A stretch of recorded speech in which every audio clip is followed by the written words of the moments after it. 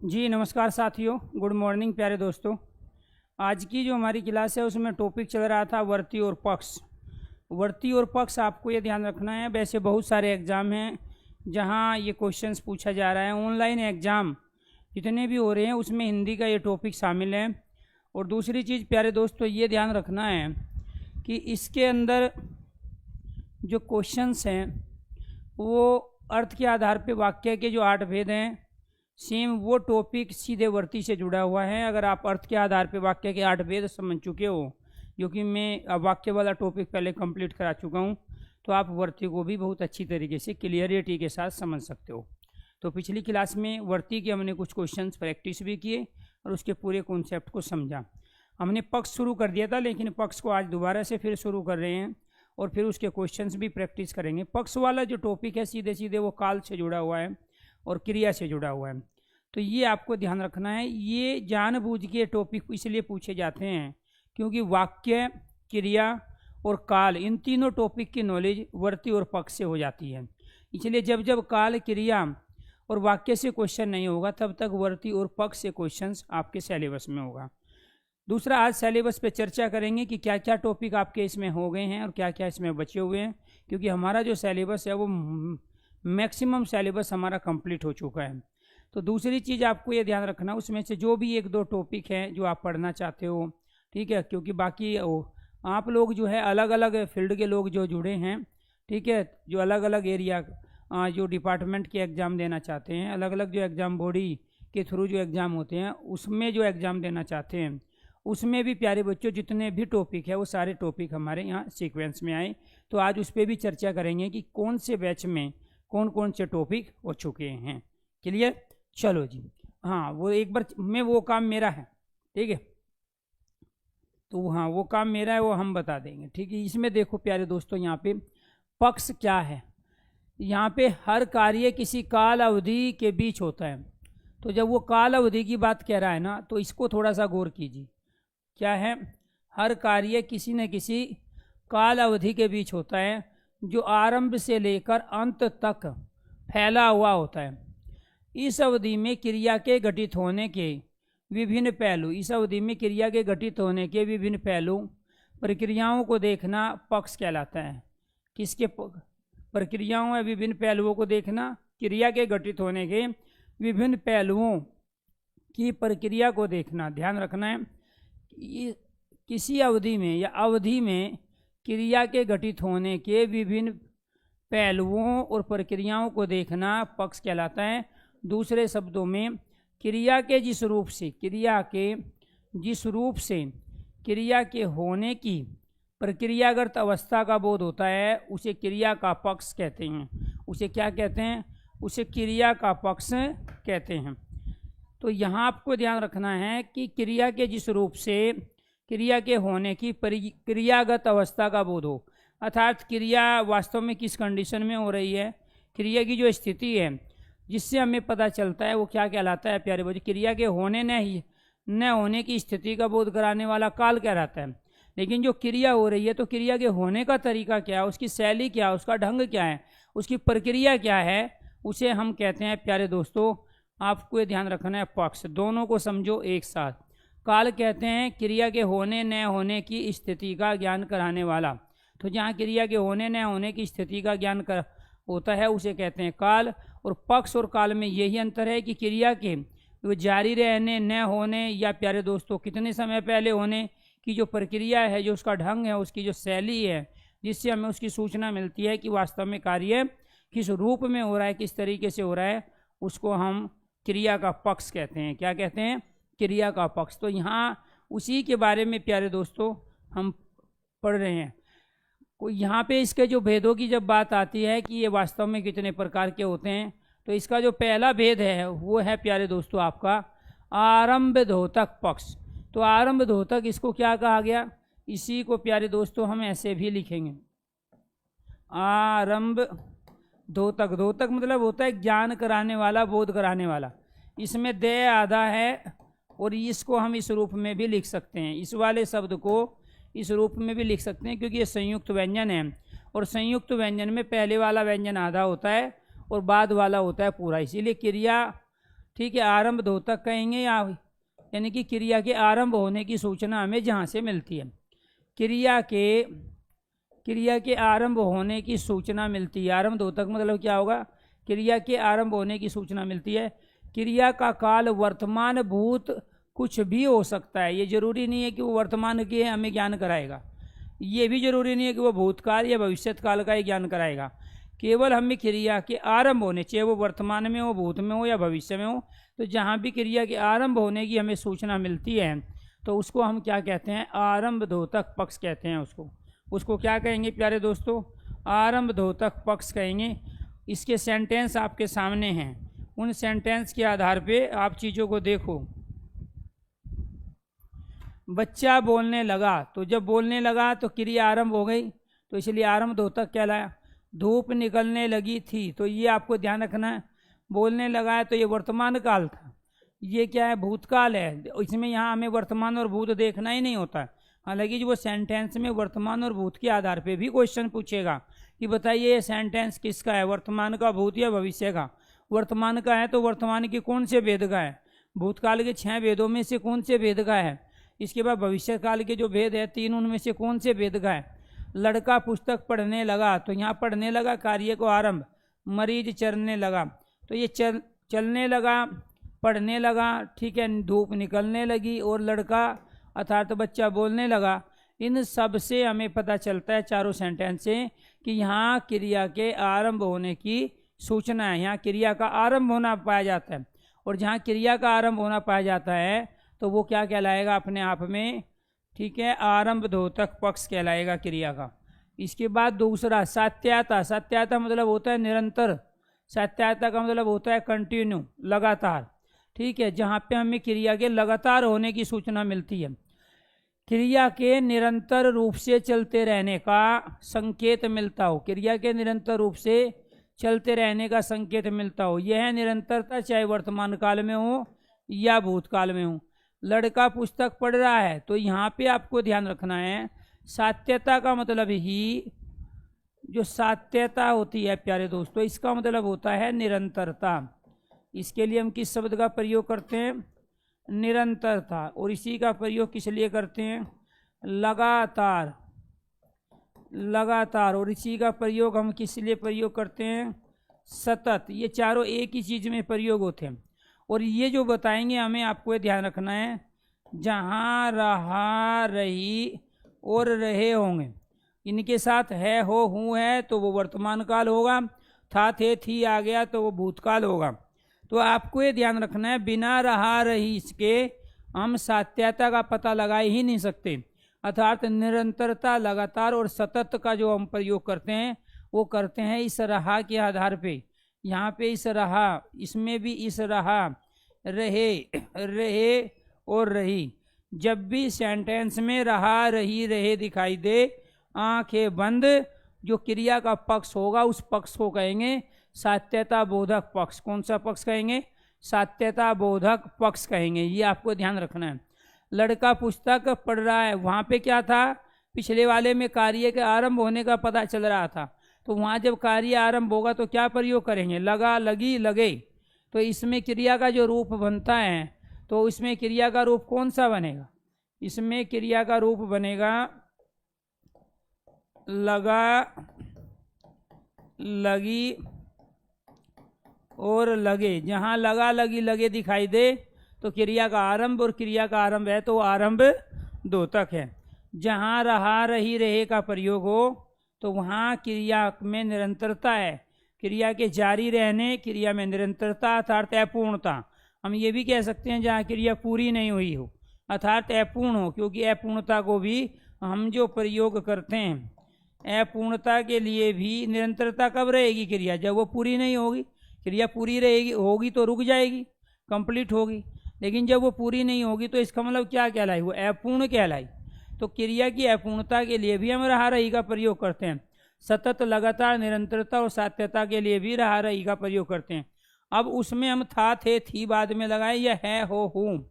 है, हो, हूँ लगा रहे हैं रहा, रही के बाद में, तो वो वर्तमान के सेंटेंस हैं। था, थे, थी लगा रहे हैं तो प्यारे दोस्तों आपको ध्यान रखना है, वे सारे के सारे सेंटेंस हमारे भूतकाल के होते हैं। लड़का पढ़ रहा था, है, तो यहाँ जो रहा है ये बता रहा है क्रिया में सात्यता है। लड़का कल ही इसी तरह पुस्तक पढ़ रहा होगा, ठीक है। वहाँ वर्षा हो रही थी, लड़के अच्छा खेल रहे थे। हमें केवल क्रिया देखनी है। शिक्षक कक्षा में पढ़ा रहे थे, लड़की लिख रही थी और लड़के नहीं लिख रहे थे, तो उसमें अगर नहीं भी आ जाए तो भी सेंटेंस वही रहेगा। तो हमें तो यहाँ रहा, रही, रहे के आधार पे ही इसकी पहचान करनी है। फिर एक प्रगति बोधक। प्रगति बोधक मतलब किसी चीज़ को विकसित करना, डेवलप करना, आगे की ओर बढ़ाना, तो वो क्या कहलाता है? विकास करना। इसमें क्रिया के निरंतर जारी रहने और आगे बढ़ने का बोध होता है। कहाँ होता है? आगे बढ़ते रहने का बोध होता है। भाई क्रिया आगे कब बढ़ेगी? जब वो जारी रहेगी। तो इसलिए जो क्रिया आगे बढ़ रही है कंटिन्यू, जिसमें आगे बढ़ने का वो ज्ञान हो रहा है, तो वो क्या कहलाता है? प्रगति बोधक कहलाता है। क्या कहलाएगा? प्रगति बोधक अर्थात प्रोग्रेसिव। भीड़ बढ़ती ही जा रही है, तो इसकी सबसे बड़ी खासियत ये है कि इसमें हम ही निपात का प्रयोग करते हैं। इसमें क्या करते हैं? क्रिया के साथ ही निपात का प्रयोग करते हैं। भीड़ बढ़ती ही जा रही है, बाढ़ का पानी बरसता ही चला जा रहा है, लड़का पुस्तक पढ़ता ही जा रहा है। तो ही लगाते हैं जब क्रिया से पहले, तो वो प्यारे बच्चों क्रिया की निरंतरता और क्रिया के प्रोग्रेस, इन दोनों को एक साथ ही बता देता है। इसीलिए आपको ये ध्यान रखना है कि वर्षा होती ही जा रही है, तो ये क्या कहलाया? क्रिया की निरंतरता का पता हमें किसे चल रहा है? रहा, रही, रहे से। तो जब रहा, रही, रहे से पहले या किसी भी मूल क्रिया से पहले जब ही निपात का प्रयोग करेंगे, निपात उन शब्दों को कहते हैं जो किसी लिंग में, वचन में, काल में, कारक में परिवर्तित नहीं होते। तो ये आपको ध्यान रखना है प्यारे दोस्तों कि यहाँ पे ही जो है ये एक निपात है और ये क्रिया से पहले आया हुआ है। तो यहाँ क्रिया जा, यहाँ चला, यहाँ जा, और यहाँ पे प्यारे बच्चों जा का प्रयोग किया। तो जब जब किसी मूल क्रिया से पहले, किसी क्रिया से पहले हम ही निपात का प्रयोग करेंगे, तो वहाँ दो कंडीशन एक साथ प्रयोग हो रही है, ठीक है। रहा, रही की वजह से कार्य में निरंतरता है और ही लगाने पर कार्य के निरंतरता के साथ साथ उसको आगे बढ़ने की सूचना मिलती है, अर्थात उसके प्रोग्रेस की, प्रगति की सूचना मिलती है। इसके बाद है पूर्णता बोधक, जहाँ क्रिया ऑलरेडी समाप्त हो चुकी हो, पूरी हो चुकी हो, क्रिया के पूरी तरह संपन्न हो जाने का बोध। बोध मतलब जानकारी, बोध का मतलब ज्ञान। तो जहाँ क्रिया के पूरी तरह कंप्लीट हो जाने, समाप्त हो जाने, क्रिया के प्यारे बच्चों पूर्ण हो जाने का संकेत हमें मिलता है, सूचना हमें मिलती है, उसको कहते हैं पूर्णांक बोधक। क्या कहते हैं? पूर्णता बोधक पक्ष। मैंने गीता पढ़ ली है, तो जब मैंने गीता पढ़ ली है तो इसका मतलब क्या हुआ प्यारे बच्चों? ये आसन भूत का है, ये वर्तमान का नहीं है, क्योंकि भूतकाल में ही प्यारे दोस्तों आपको ध्यान रखना है सारे के सारे सेंटेंस जो जिनमें कार्य समाप्त होता है भूतकाल में चले जाते हैं। तो मैंने गीता पढ़ ली है, बेशक यहाँ है लगा हो, आप काल पढ़ चुके हैं और काल में एक आसन भूत है, और आसन भूत में ये ध्यान रखना है प्यारे दोस्तों वो वर्तमान के एकदम निकट होता है। जो वर्तमान के निकट होता है उसे ये तो पूर्ण वर्तमान कहते हैं, जिसमें कार्य वर्तमान में ही स्टार्ट होके समाप्त हो जाता है, लेकिन वो जब समाप्त होता है इसी वजह से हम उसको कहते हैं भूतकाल। इसे क्या कहते हैं? भूतकाल कहते हैं। तो काल, क्रिया और वाक्य, तीन टॉपिक अगर हैं आपके पास तो समझ लो ये वर्ती, वाच्य और पक्ष, ये कभी गलत नहीं कर सकते हो आप।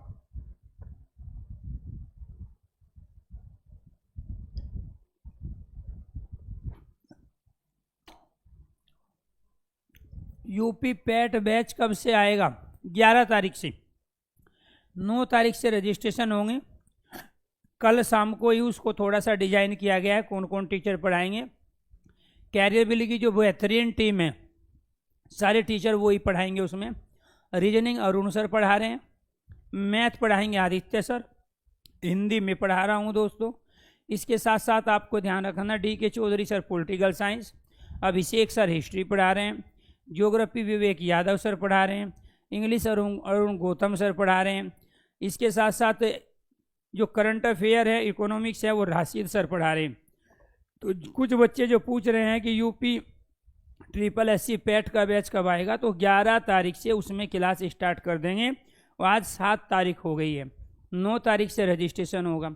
सुपर टेट का बैच लेके आएंगे प्यारे बच्चों इस महीने के लास्ट में, ठीक है। हाँ, किसी भी तरह की बैच की इन्फॉर्मेशन लेनी है आपको, ठीक है, तो आप पूछ सकते हो। उसका रीज़न ये है कि मेरे पास इन्फॉर्मेशन इसलिए क्योंकि टीचिंग वाले जो बैच होते हैं और जो वनडे एग्ज़ाम होते हैं वो सारी जिम्मेदारी मेरे ऊपर है।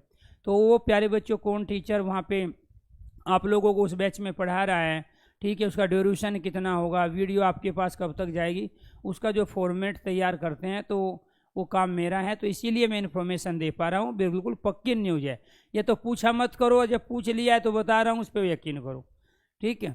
तो यहाँ टीचर का काम पढ़ाना ही नहीं है, टीचर का काम पढ़ाने के साथ साथ ये भी है कि कौन सी टीम बेस्ट करके किसी पर्टिकुलर सब्जेक्ट को बहुत अच्छे तरीके से कंप्लीट कर सकती है। UP SSC का ये सारी इन्फॉर्मेशन बाद में लेना आप, ठीक है।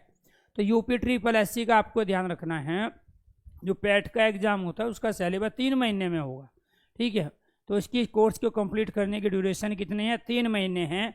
इससे पहले जो हम बैच लेके आए थे उसमें हमने 4 महीने रखा था, लेकिन फिर भी उसका सिलेबस हमारा पहले ही कंप्लीट हो गया था।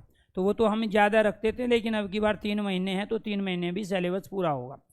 हाँ, सुपर टेट में ध्यान रखना है, उसमें कम से कम 4 से 5 महीना ड्यूरेशन रखेंगे, और उसका एग्ज़ाम इतना जल्दी नहीं हो रहा है। पहले UP टेट का एग्ज़ाम होगा, उसके बाद सुपर टेट होगा, और सुपर टेट का अभी ये मान के चलो आने वाले 15 दिन में आपको एक बैच कैरियर ऐप पे दिखाई देगा, ठीक है। हाँ, वही पुरानी टीम रहेगी सारी की सारी, जो सुपर टेट में जो पिछला जो सुपर टेट 2021 का ऑलरेडी एक हम ला चुके हैं, उसमें जिन टीचरों ने पढ़ाया है वही सारे टीचर सुपर टेट 2 2021 वाला जो है, जो यूपी में प्राइमरी टीचर के लिए है, वो लेके आए। हाँ, TGT PGT का बैच आ रहा है 15 तारीख से। हिंदी स्पेशल TGT PGT का कविता जी 15 तारीख को बैच आ रहा है, इसी 15 को, यानी कि आज से 8 दिन बाद उसमें कंटिन्यू क्लास स्टार्ट हो जाएगी। इधर आपका सिलेबस पूरा होगा और उधर प्यारे दोस्तों नया बैच शुरू होगा, ठीक है। हाँ, करा देंगे, वर्णमाला में जो पार्ट बचा है वो करा देंगे, ठीक है। पर हाँ, प्रयत्न के आधार पर, ठीक है, स्वर और व्यंजनों का वर्गीकरण है वो भी कराएंगे, ठीक है।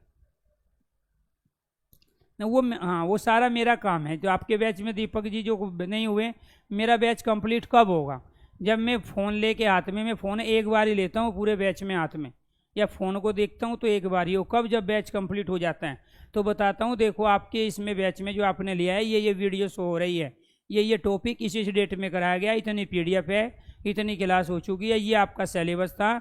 जब हमने ये सिलेबस का अनाउंसमेंट किया था आपको बताया गया था हम ये पढ़ाएंगे और ये नहीं पढ़ाएंगे। तो जो पहली क्लास है उस पहली क्लास को सुनना। और दूसरा, अभी जो 1-2 दिन के बाद में मैं ये काम करूँगा कि हाथ में मोबाइल लेके बताऊँगा कि देखो ये टॉपिक है, ये हो चुका है, ये हो चुका है, ये टॉपिक बचा है, इसको पढ़ेंगे। और उसके बाद में लगा के डाउट सेशन, उसके बाद तब मैं कहूँगा आज के बाद इसमें कोई क्लास नहीं होगी, तब क्लास कंप्लीट होती हैं। तो मेरा जब मैं शुरू करता हूँ, मेरी 3 चीज़ें हैं आपको ध्यान रखना है। एक तो आपको ये ध्यान रखना है कि जब भी कोई बैच में मैं आता हूँ तो पहले उसका सिलेबस लेके आता हूँ। पहली क्लास में मैं पढ़ाता कम हूँ, सिलेबस पे चर्चा ज़्यादा करता हूँ कि देखो आपका ये सिलेबस है और इस बैच में ये सिलेबस कराया जाएगा और ये इन तमाम भर्तियों का सिलेबस है। उसके बाद में फिर वो कंटिन्यू पढ़ा रहे। जब बैच कंप्लीट होता है तो बैच कंप्लीट होकर रूबरू आपसे किया जाता है कि आप अपने फ़ोन पे क्या ये लेक्चर प्यारे बच्चों आपके मोबाइल पे शो हो रहे हैं। अगर शो हो रहे हैं तो यस, अगर बाई चांस 1-2 लेक्चर ऐसे होते हैं, कई बार स्टूडेंट को बीच में ID ब्लॉक हो जाती है, क्लास नहीं चल रही होती है, तो हमारे वहाँ सिस्टम में वहाँ पे प्यारे दोस्तों उस क्लास को रोका जाता है। तो वहाँ से जैसे वो ओपन करेंगे तो वो आपके इसमें शो होने लगेगी। तो दूसरी चीज़ वो होती है, तो उन सब पे हम चर्चा करेंगे। फिर आपको बताएंगे कि ये फला डेट में आपके डाउट सेशन रहेंगे, यानी कि जो भी अब तक आपने पढ़ा है, समझा है, सुना है, जो भी टॉपिक आप दोबारा से पढ़ना चाहते हो, ठीक है, उनको डाउट सेशन जो लगाएंगे उसमें वो डाउट सेशन कराएंगे। क्लियर। उसके बाद बोलेंगे कि देखो आज लास्ट क्लास है, जो भी गीला शिकवा है वो सारे दूर कर लो, ठीक है। तो वे जो गीले शिकवे हैं जब ये सारे दूर हो जाएंगे उसके बाद बोलेंगे टाटा बाय बाय, फिर मिलेंगे नेक्स्ट बैच में। इसलिए ज़्यादा हड़बड़ी में नहीं रहना है, चीज़ें यहाँ कह के नहीं है, बिना कहे अपने आप होगी, ये आप ध्यान रखना। हमने ये बोला, हमने ये आज आते आपको ये नहीं कहा कि हमारा सिलेबस हो गया लास्ट क्लास, हमने कहा हमारा मैक्सिमम सिलेबस हो गया, ठीक है। अब जो छुट भैया है जो कभी क्लास लेते हैं कभी क्लास नहीं लेते हैं, उनको तो पता ही नहीं है, ठीक है, वो कहाँ है। तो कुछ भगोड़े टाइप के स्टूडेंट होते हैं जो पहले स्कूलों से में भी भागते रहे हैं और फिर लाइव क्लास या रेगुलर बाद में VOD जिन्होंने नहीं रेगुलर सुनी, तो वो कहलाते हैं भगोड़े स्टूडेंट। तो भगोड़े वाले क्या होते हैं, वो भागते रहते हैं, वो कभी भी एक तरीके से चीज़ों को सीक्वेंस में नहीं सुनते, इसलिए उनको पता ही नहीं है कब कौन सा टॉपिक कराया गया और कौन सा टॉपिक नहीं हुआ। ठीक है, चलो जी, बाकी बाद में करेंगे, आज ज़्यादा बातें मत करवाओ, टॉपिक को ले लेते हैं। ठीक है, जब डाउट सेशन होगा, जब डाउट नहीं होगा तब ये सारे क्वेश्चन करना। मैंने गीता पढ़ ली है, तो ये क्या कह रहा है प्यारे बच्चों कि कार्य कंप्लीट हो गया, जब समाप्त हुआ तो कंप्लीट भी होगा।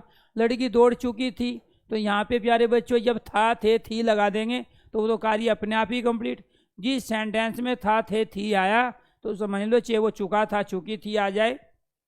प्यारे दोस्तों, वो सारे के सारे कार्य होते हैं कंप्लीट, और जहाँ कंप्लीट कार्य होते हैं उसी को बोलते हैं पूर्णांक बोधक, अर्थात कार्य पूर्ण हो जाते हैं। लड़का विद्यालय गया, लड़का पुस्तक पढ़ चुका है, वर्षा रुक चुकी थी, तो यहाँ थी आया, यहाँ चुका है, लड़का पुस्तक पढ़ चुका है, तो इसका मतलब क्या हुआ, कार्य कंप्लीट। लड़का विद्यालय गया, कार्य कंप्लीट। लड़की दौड़ चुकी थी, कार्य कंप्लीट। मैंने गीता पढ़ ली थी, कार्य कंप्लीट। और कार्य को समाप्त हुए कहीं थोड़ा समय बीता है, कहीं ज़्यादा समय बीता है, और कहीं प्यारे बच्चों कार्य का पता ही नहीं चल रहा है कि समाप्त हुए कितना समय गुजर चुका है। इसीलिए ये सारे के सारे भूतकाल के सेंटेंस हैं, और भूतकाल के सेंटेंस में ही आपको ध्यान रखना है पूर्णांक बोधक पक्ष, ठीक है, के सारे सेंटेंस होते हैं। इसके बाद है नित्याबोधक पक्ष। नित्य का मतलब होता है प्यारे दोस्तों, आपको ये ध्यान रखना है, इसमें क्रिया के नित्य होने का बोध होता है। क्रिया पहले भी होती थी, अभी भी होती है और आगे भी होती रहेगी। तो जहाँ क्रिया पहले भी हो रही थी, अभी भी हो रही और आगे भी होती रहेगी, उसका जहाँ प्रयोग होता है तो कहलाता है नित्याबोधक। नित्य मतलब होता है प्यारे बच्चों रोज, नित्य मतलब होता है प्रतिदिन, नित्य का मतलब होता है हर रोज। तो इसी का मतलब क्या है, यानी कि सुरेश अध्यापक है, कल भी अध्यापक था, आज है, और प्यारे बच्चों आने वाले समय में भी रहेगा। तो सुरेश अध्यापक है, ये नित्यता को बता रहा है। मोहन डॉक्टर था, ये नित्यता को बता रहा है। ठीक है, तो ये आपको ध्यान रखना है। सूर्य पूर्व दिशा में निकलता है, ये नित्यता को बताता है। पृथ्वी सूर्य के चारों ओर घूमती हैं, ये नित्यता को बताता है, अर्थात सनातन सत्य को बताता है। मेरे पिता शिक्षक है, तो प्यारे बच्चों ये नित्यता को बताते हैं। चलो जी, ठीक है, थैंक यू, बहुत अच्छी बात है। हाँ देखो, जो भी चीज़ आपको अच्छी लगे और आपको उससे खुशी मिले, तो उससे बड़ी मेरे लिए खुशी क्या हो सकती। अब किसी को मेरा कटिंग अच्छा लग रहा है तो उससे आपको खुशी मिल रही है, इसका मतलब मैं बहुत लकी हूँ कि मैं किसी की खुशी का कारण बन सकता हूँ। लेकिन यहाँ फोकस करो नित्यता बोधक पे, ठीक है, ये चीज़ें तो चलती रहेगी। तो आपको ध्यान रखना है, सुरेश अध्यापक है, ये क्या है, नित्यता। नित्यता का मतलब होता है सनातन सत्य। सनातन सत्य का मतलब है जो चीज़ पहले भी थी, आज भी है और आगे भी रहेगी, उसको कहते हैं नित्यता। यानी कि या तो प्यारे दोस्तों वो पहले से चीज़ें चली आ रही हो, या वो चीज़ें अभी हाल फिलहाल में शुरू हो लेकिन आगे भी कंटिन्यू उसी तरह से होती रही हो, उसको हम नित्यता बोलेंगे। ठीक है, तो यहाँ पृथ्वी सूर्य के चारों ओर घूमती है, सनातन सत्य है। सूरज पूर्व दिशा में निकलता है, सनातन सत्य है। हम इसमें ये भी कह सकते हैं द्वारका के राजा श्री कृष्ण थे, सनातन सत्य है। ठीक है, पृथ्वी अपनी धुरी पर घूमती है, सनातन सत्य है। पानी हाइड्रोजन और ऑक्सीजन के मिश्रण से बना, सनातन सत्य है, अर्थात वह नित्यता का भी बोधक है। तो जो नित्यता का बोधक है, जहाँ पे प्यारे दोस्तों घटनाएं वास्तव में जो कही गई, जो कथन जो कहे गए, उनमें नित्यता अगर पाई जा रही है तो वो क्या कहलाए, नित्याबोधक। तो सुरेश अध्यापक है, कल भी अध्यापक था, आज भी है और कल भी रहेगा। मोहन डॉक्टर था, वह एक ही बार डॉक्टर नहीं था, वह काफ़ी समय निरंतर रूप से डॉक्टर था। ठीक है, इसीलिए मेरे पिता शिक्षक है, पिता का कल भी शिक्षक थे, अभी भी है और प्यारे बच्चों आगे भी रहेंगे। अगर रिटायरमेंट होंगे तो उसके बाद भी वो शिक्षक कहलाएंगे। तो ये आपको ध्यान रखना है। अब वो कहे मेरे पिता शिक्षक हैं, ये भी नित्यता बोधक। मेरे पिता शिक्षक थे, ये भी सत्यता बोधक है, क्योंकि रिटायरमेंट के होने के बाद भी वो शिक्षक ही कहलाता है। तो जिसके साथ नित्यता जुड़ी होती है वो क्या कहलाया, नित्यता बोधक पक्ष कहलाया क्रिया का। इसके बाद है आवर्ती मूलक पक्ष। क्या है, आवर्ती मूलक पक्ष, जहाँ पर क्रिया अर्थात कार्य केवल एक या दो बार नहीं बल्कि उनके बार बार होते रहने का संकेत मिलता है, अर्थात जिसमें रिपीटेशन मिलता है, तो वो क्या कहलाता है प्यारे बच्चों, आवर्ती बोधक कहलाता है, पुनरावर्ती बोधक कहलाता है। दीपावली पर सब लोग घरों की सफाई करते हैं, हर दीपावली पर यह क्रिया दोहराई जाती है। तो आवर्ती हुई ना। दीपावली पर सब लोग घरों की सफाई करते हैं, इसका मतलब हर दिवाली पे ऐसा होता है, हर दीपावली पे ऐसा होता है। लड़का स्कूल जाता है तो एक ही दिन नहीं बल्कि प्रतिदिन जाता है, तो ये क्या है, आवर्ती बोधक। ये क्या कहलाएगा, आवर्ती। लड़का स्कूल जाता है तो ये क्या कहलाए, आवर्ती बोधक। डाकिया चिट्ठी बांटता है तो वो हमेशा बांटता रहा है, ये आवर्ती बोधक है, एक ही दिन नहीं बल्कि प्रतिदिन। तो यानी कि जहाँ पे जिस सेंटेंस से हमें ये पता चल रहा हो कि वो क्रिया जो की जा रही है वो हमेशा रोज की जा रही है, प्रतिदिन की जा रही है, हर रोज वो क्रिया रिपीट होती है, तो प्यारे दोस्तों आपको ये ध्यान रखना है वो क्या कहलाता है, आवर्ती बोधक। मैं आपको हमेशा नमस्कार करता हूँ, तो इसका मतलब क्या है कि मैं कल भी किया था, आज भी करूँगा, और कल जब आऊँगा सुबह को तब भी करूँगा। तो मैं हमेशा अपने से बड़ों को नमस्कार करता हूँ, मैं हमेशा अपने से छोटों को भी नमस्कार करता हूँ, और मैं जिनको पढ़ाता हूँ उनको भी नमस्कार करता हूँ। तो ये क्या कहलाया, ये आवर्ती मूलक हो गया, क्योंकि वो क्रिया जो बार बार की जा रही है किसी भी प्रश्न के द्वारा, तो वो क्रिया का आवर्ती मूलक पक्ष कहलाता है। फिर है इसके बाद, ये तो हमने कर लिया है, अभ्यास द्योतक पक्ष, ठीक है। हाँ, तो इसमें ये ध्यान रखना है, इसको एक बार और देखो। ये हाँ, ये अभ्यास वो आरंभ था, ये क्या है, अभ्यास द्योतक पक्ष।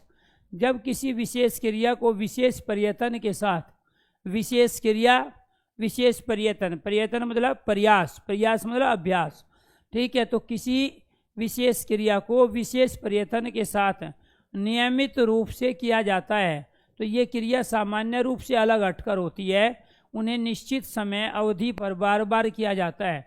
उन्हें निश्चित समय और निश्चित अवधि, अवधि मतलब प्यारे बच्चों काल, तो निश्चित काल पर जिनको बार बार किया जाता है वो कहलाती है अभ्यास। तो अभ्यास आपको ये ध्यान रखना है, प्रैक्टिस। लड़का रोज प्रातः उठकर घूमने जाता है, लड़का रोज प्रातः उठकर घूमने जाता है, दो चीज़ है, एक तो इसमें प्यारे बच्चों इसमें जो है नित्यता भी है साथ के साथ, क्योंकि रोज की जा रही है। दूसरा आपको ये ध्यान रखना है कि एक निश्चित समय भी है।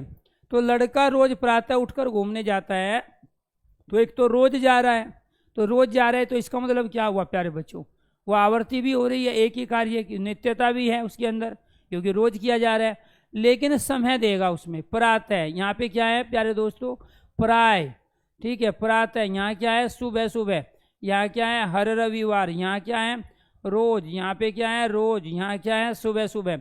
तो यानी कि जहाँ भी क्रिया अपने आप को रिपीट तो कर रही हो, रोज होती हो, लेकिन उसका समय भी निर्धारित हो कि वो जब होती है सुबह को, शाम को, प्रातः को या दोपहर को, तो जब वो समय आ जाए। मेन चीज़ यहाँ पे यही है कि विशेष क्रिया को विशेष प्रयत्न के साथ नियमित रूप से किया जाएगा, क्रिया सामान्य रूप से अलग हटकर निश्चित समय अवधि में बार बार होती है।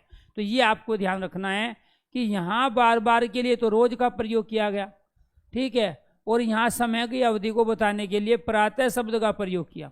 लड़की प्राय गाने सुना करती है, तो प्राय मतलब क्या है प्यारे बच्चों, हमेशा बार बार सुन रही है, ठीक है। खिलाड़ी सुबह सुबह दौड़ लगाता है, यहाँ पिताजी हर रविवार को मंदिर में पूजा करते हैं, दादाजी रोज गीता पढ़ते हैं, लड़का रोज व्यायाम करता है, नीता सुबह सुबह सितार पर रियाज यथार्थ अभ्यास करती है।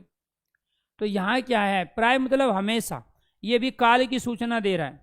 तो आपको ये ध्यान रखना है, प्राय का दूसरा मीनिंग क्या है, प्राय का दूसरा मीनिंग है हमेशा, और इसी को क्या कहते हैं, सदैव कहते हैं, इसी को क्या कहेंगे, सदैव। तो प्राय, सदैव और हमेशा, ये तीनों समानार्थी शब्द है, तीनों क्या है, ये समानार्थी शब्द। तो जहाँ भी समय भी दिया हो, कार्य रोज किया जा रहा हो, उसको कहते हैं अभ्यास द्योतक पक्ष, अभ्यास की जानकारी बताने वाला, अभ्यास की कंडीशन को उपस्थित करने वाला। इसके बाद क्वेश्चंस देखो, इसमें से राइट आंसर क्या होगा। आप सब ने इन चीज़ों को पढ़ लिया है, अब क्वेश्चंस का आंसर देना है आपको, गलत नहीं करना है बिल्कुल भी।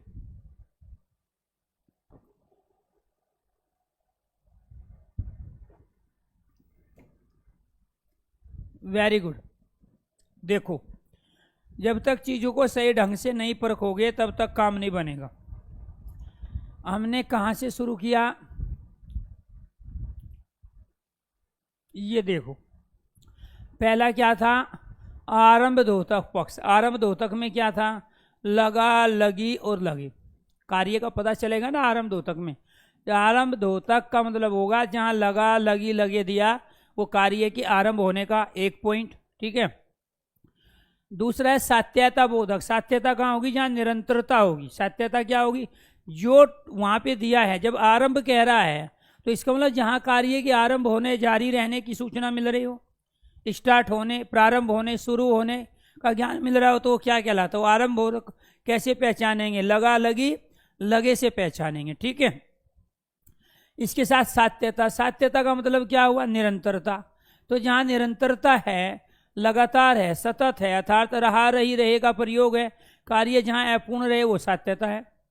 तो सात्यता मतलब निरंतर रहा रही रहे जहाँ होगा वो क्या कहलाएगा? वो सात्यता कहलाएगा। इसके बाद तीसरा प्रगति, प्रोग्रेस हो रहा हो, मतलब क्रिया आगे बढ़ रही हो, लेकिन प्यारे बच्चों आगे बढ़ने के साथ साथ उसके अंदर आपको ध्यान रखना है ही निपात का प्रयोग हो मूल क्रिया के साथ।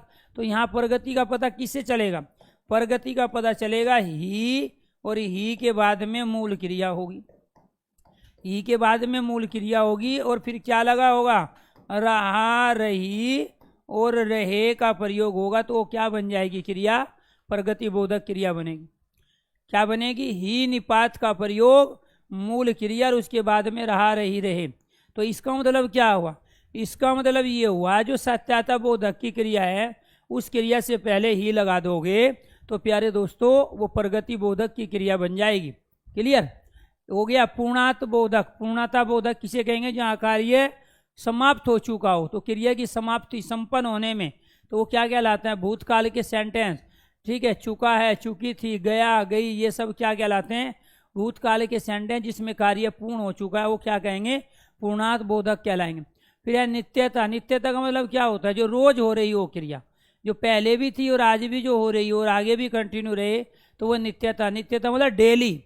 नित्यता मतलब प्रतिदिन जो क्रिया हो रही हो, जो सनातन सत्य हो। क्या हो? सनातन सत्य जो घटनाएं हैं वो क्या कहलाते हैं प्यारे बच्चों? नित्यता। अर्थात प्रतिदिन।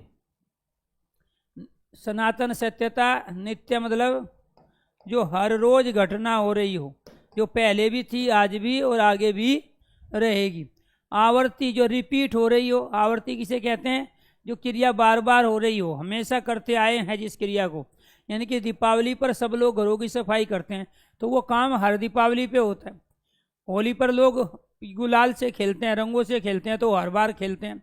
तो इसीलिए त्योहारों पर हमेशा घर में मिष्ठान बनाए जाते हैं, तो वो हमेशा बनाए जाते हैं। तो वो क्या कहलाएगा? वो आवर्ती कहलाएगा। वो क्या कहलाएगा? आवर्ती। डाक या चिट्ठी बांटता है तो एक बार तो नहीं, जब वो बांटता है तो किसका मतलब क्या? उसमें प्यारे बच्चे वो पहले भी बांट रहा था, अभी भी है, उसकी ड्यूटी है, वो कंटिन्यू करेगा। तो इसीलिए आपको ध्यान रखना है कि जहाँ पर आवर्ती हो, ठीक है, चीज़ों क्या है? पुनरावर्ती हो, रिपीट हो रही हो। आवर्ती हो जहाँ पर पुनरावर्ती हो, बार बार, जहाँ पे चीज़ों को बार बार करने की स्थिति कंडीशन पैदा हो, तो वो क्या कहलाती हैं? हमारी आवर्ती बोधक कहलाती है। फिर क्या है प्यारे बच्चों? अभ्यास। अभ्यास मतलब प्रैक्टिस की जहाँ पे बात आई, लेकिन वो प्रैक्टिस हो, अभ्यास हो, लेकिन उसके साथ साथ एक निश्चित समय हो। तो जब निश्चित समय होगा, प्राय है, हमेशा है, सदैव की कंडीशन में जो चीज़ हो रही हो, जिसमें सुबह शाम कालवाची शब्द आ जाए। कालवाची। कालवाची कोई भी शब्द प्रयोग करें हम, जो काल की सूचना देता हो, समय की सूचना देता है, जैसे आज, कल, परसों, फिर कभी, अभी अभी, अब, ठीक है, प्राय, हमेशा, सदा, सदैव, ठीक है। तो ये सब क्या है? हमें काल की सूचना देते हैं। क्या करते हैं? ये सब काल की सूचना देते हैं। सुबह शाम, प्रातः, रात्रि, ठीक है, दिन भर, ठीक है, रात भर, ये सब क्या है? हमें काल की सूचना देते हैं, समय की सूचना देते हैं। तो जहाँ भी ये शब्द आ जाएंगे प्यारे बच्चों, दिन, महीने, वर्ष जहाँ भी आ जाए तो वो काल की सूचना दे रहे हैं, और काल की सूचना देने वाले क्या कहलाए? अभ्यास द्योतक। इसीलिए आपको ध्यान रखना है कि ये 7 प्रकार के हैं। कितने हैं ये? 7। पक्ष के कितने भेद होते हैं? 7 भेद होते हैं। पक्ष के कितने भेद होते हैं? 7 भेद होते हैं। ये आपको ध्यान रखना है। किस विकल्प में क्रिया के पूर्णता बोधक का पक्ष का प्रयोग हुआ है? पूर्णता कहाँ होगी? जहाँ कार्य पूर्ण हो चुका, संपन्न हो चुका हो, भूतकाल में जा चुका हो। अब बरसात रुक गई है, ठीक है। अध्यापक छात्रों को अनुशासन सिखाते हैं। किसान बहुत परिश्रम करता है। वह राष्ट्रभक्तिपूर्ण गीत लिखता है। तो आपको ये ध्यान रखना है प्यारे दोस्तों, इसमें क्या है, ता, ये तो वर्तमान के हुए। क्रिया पूर्ण कहाँ होगी, भूतकाल की। और जब क्रिया भूतकाल की होगी तो राइट आंसर क्या हुआ, ए। अब बरसात रुक गई है, क्यों, क्योंकि आपको भूतकाल में ये बताया गया था, वो भी प्यारे दोस्तों आसन भूत में, कि जब भी यहाँ पे आ, ई या ये के बाद में है, हो, हूँ आ जाए तो उसको कहते हैं आसन भूत, उसको कहते हैं पूर्ण वर्तमान। क्या कहते हैं, पूर्ण वर्तमान। तो प्यारे बच्चों, जो भूतकाल का सेंटेंस होगा उसी में तो कार्य समाप्त होगा। इसीलिए आप सभी का क्वेश्चन बिल्कुल सही है कि यहाँ क्या है, अब बरसात रुक गई है। इसके बाद किस वाक्य में क्रिया के सात्यता, तो आपको ध्यान रखना है, सात्यता क्या है, निरंतरता। सात्यता का मतलब क्या हुआ, निरंतरता। सात्यता का मतलब क्या हुआ, लगातार। सात्य का अर्थ क्या होता है, लगातार। इसी को क्या कहते हैं, सतत कहते हैं। इसी को क्या कहते हैं, सतत। इसी को क्या कहते हैं, अपूर्णता। इसी को क्या कहते हैं, अपूर्णता। इसके लिए क्या बताया था, रहा, रही, रहे का प्रयोग। क्या बताया था, ये कहाँ से पता चलेगा हमें, ये पता चलेगा हमें रहा से, रही से और रहे से। ये शॉर्ट ट्रिक बताइए आपको। तो जहाँ निरंतरता, लगातार, सतत या पूर्णता हो, अर्थात रहा, रही, रही। क्वेश्चन गलत क्यों कर रहे हो भाई, ठीक है। ये कह रहा है, सात्यता बोधक कह रहा है कि मैं रोज सुबह टहलने जाता हूँ। तो यहाँ पे प्यारे बच्चों इसमें रहा, रही, रहे कहाँ है, कहीं भी नहीं। इसमें रहा, रही, रहे नहीं आया, इसमें भी नहीं आया, इसमें भी प्यारे बच्चों यहाँ पे नहीं आया। तो ये क्या है, मोहन अपनी कक्षा में पढ़ रहा है, ये हुई ना सात्यता, निरंतरता। तो ये हुई राइट आंसर डी, इसमें कुछ था ही नहीं। अरे यहाँ सात्यता का मतलब क्या होता है, निरंतरता, लगातार, सतत, अर्थात अपूर्णता, ये सारी चीज एक ही बात है। अब वो डेफिनेशन पूछने लगे आपसे कि सात्यता बोधक पक्ष बताइए, क्रिया का किसे कहते हैं, तो आप कहोगे जहाँ क्रिया निरंतर चल रही हो सात्यता बोधक पक्ष कहलाता है। जहाँ क्रिया लगातार हो रही हो, क्रिया में कंटिन्यूटी का पाया जाना, क्रिया का सतत चलना, क्रिया का अपूर्ण रहना जहाँ हो, वो क्या कहलाता है, सात्यता बोधक। इसलिए राइट आंसर डी हुआ। क्लियर। आगे देखो, निम्नलिखित में से आवर्ती मूलक पक्ष किस वाक्य में है। आवर्ती का मतलब क्या है, पुनरावर्ती। आवर्ती का मतलब क्या है, पुनरावर्ती है, आज भी है और प्यारे बच्चों वो आगे भी रहे, ठीक है। जो क्रिया, तो यहाँ क्या है, नरेश दौड़ चुका है, भारत के दक्षिण में हिंद महासागर है, डाकिया चिट्ठी बांटता है, चिड़िया चहक रही है। तो राइट आंसर क्या हुआ, राइट आंसर हुआ सी। राइट आंसर क्या हुआ, सी। या कहो आप 1 2 3, ठीक है। हाँ, क्वेश्चन गलत नहीं करना है। ये क्या कह रहा है, आवर्ती कह रहा है। अरे आवर्ती का मतलब क्या हुआ, वो कार्य पहले भी हो रहा है, अभी भी है, तो रिपीट हो रहा है। तो डाकिया क्या, डाकिया चिट्ठी बांटता है, ये आवर्ती मूलक है। तो क्वेश्चन नंबर 3 का क्या हुआ, क्वेश्चन नंबर 3 का सी अर्थात थर्ड यानी कि से हुआ। इसके बाद देखो, किस वाक्य में आरंभ द्योतक पक्ष है। आरंभ, जहाँ क्रिया का प्रारंभ होना पाया गया है, तो वही तो कहलाया आरंभ। तो ये क्या कहलाया, मेरा लड़का नौकरी करने लगा है, ठीक है। सुविज्ञ रोज जिम जाता है, दुनिया इसी तरह चला करती थी, लड़कियां मैदान में दौड़ रही थी। तो बताइए राइट आंसर क्या है। तो किस वाक्य में आरंभ द्योतक, आरंभ का पता कहाँ लगता है, जहाँ लगा, लगी, लगे, अभी क्या बताया था हमने, ठीक है। इसी से पहले बताया ना आपको। तो यहाँ क्या लगा हुआ है, जहाँ लगा, लगी दिए, वो क्या है, कार्य का आरंभ होना, कार्य का स्टार्ट होना, प्रारंभ होना, कार्य का शुरू होने का पता चलता है। Very good. एक बच्चे का गलत है, बाकी सबका सही है, ठीक है। तो इसीलिए आपको ध्यान रखना, मेरा लड़का नौकरी करने लगा। तो जो मेरा लड़का नौकरी करने लगा, तो कार्य का आरंभ तो इसी में पाया जा रहा है। तो ये आपको ध्यान रखना है। अब आप में से कुछ विद्वान बनेंगे, सर तीसरे में कैसे हो जाएगा, उसमें तो कार्य ऑलरेडी तब से सृष्टि है, तब से चल रही है, दुनिया इसी तरह चला करती है। इसका मतलब पहले भी चलती थी, आज भी चल रही है और आगे भी चल रही है। तो दुनिया किसी तरह, आप जब इस सेंटेंस का प्रयोग करते हैं, अरे तो होता रहता है, ये तो ऐसे लाइफ में हमेशा रहता है, तो इसका मतलब क्या हुआ, ये आरंभ थोड़ा ही है, इसमें तो आरंभ बहुत पहले हो चुका था और आगे भी आगे होगा। तो ये सी कैसे हो जाएगा, तो राइट आंसर ए हुआ, कार्य का आरंभ होने की सूचना केवल और केवल मेरा लड़का नौकरी करने लगा है। आप डेली यूज में प्रयोग करें, इन्हें छोड़ो ना आप। इनमें से कौन सा सेंटेंस है जिसको आप प्रयोग नहीं करते डेली यूज में? ठीक है, लड़कियां मैदान में दौड़ रही थी। आप किसी को कहोगे ना कि मैं वहां से आया था, वहां लड़कियां मैदान में दौड़ रही थी, तो इसका मतलब क्या है? भूतकाल की क्रिया हुई, ठीक है, और कार्य है पूर्ण स्थिति में गया। तो ये भूतकाल की क्रिया, कार्य है पूर्ण स्थिति में है। तो दुनिया इसी तरह चला करती, पहले भी चलती थी, अभी भी और आगे भी। तो ये कैसे हो जाएगा? वो तो आरंभ पूछ रहा है। सूर्य रोज जिम जाता है, रोज जाता है, समय दे दिया। तो इसी से पहचानोगे आप, कार्य तो सब में हो रहा है, लेकिन वो क्या कह रहा है? आरंभ होने की सूचना कहाँ से मिल रही है? सात्यता बोधक। सात्यता बोधक पक्ष किस वाक्य में? विद्यार्थी कक्षा में पढ़ता है, बच्चे खेल रहे हैं, माँ ने खाना बना लिया है, गंगा दक्षिण की ओर बहती है। बताइए सात्यता क्या कहलाता है? Very good. आपको ये सारी की सारी चीजें जो है ना, जब तक आप इन चीजों के आधार पे चीजों को नहीं समझोगे, आप नहीं कर सकते हैं। आप में सात्यता और नियतता का ही नहीं पता है आपको, ये ध्यान रखना है। ये रहा एक छोटी सी चीज बताई आपको, एक छोटी सी चीज बताई कि सात्यता मतलब निरंतरता, लगातार, सतत रहा, रही रहे, अर्थात है पूर्ण। उसके बाद भी आप दिमाग लगा के सारे क्वेश्चंस क्या हैं गलत कर देते हो। चलो जी बताइए, अब भी कुछ बच गया? शब्द का मीनिंग अगर याद है ना, वो कुछ भी नहीं करना है, ये शब्द बता देगा अकेला। अगर आपको इसका समानार्थी पर्यायवाची पता है, इसका शाब्दिक अर्थ पता है, आप कुछ गलत कर ही नहीं सकते। केवल इसमें है रहे, बच्चे खेल रहे हैं, इसी से सात्यता का पता चल रहा है, निरंतरता का। तो राइट आंसर क्या हुआ? 5 का राइट आंसर हुआ बी। ठीक है, तो बच्चे खेल रहे हैं, ये सात्यता है। प्रगति बोधक, प्रोग्रेस जिसमें हो, प्रोग्रेस कहाँ होगा? क्रिया से पहले ही आएगा। तो उसमें क्या है प्यारे बच्चों? कार्य में आगे बढ़ने की प्रवृत्ति होगी, क्रिया में आगे बढ़ने की प्रवृत्ति होगी। देखो इसमें कहाँ है? लड़का बोलने लगा, इसमें तो नहीं है, ये तो कार्य का आरंभ हुआ जब लगा है। लगा लगी हमें क्या बताता है? कार्य का आरंभ। बांध में पानी बढ़ता ही जा रहा है, और जब बढ़ता ही जा रहा है प्रोग्रेस हो रहा है पानी का। ठीक है, तो इसीलिए प्यारे बच्चों आपको ध्यान रखना है। राइट आंसर क्वेश्चन नंबर 6 का बी हुआ।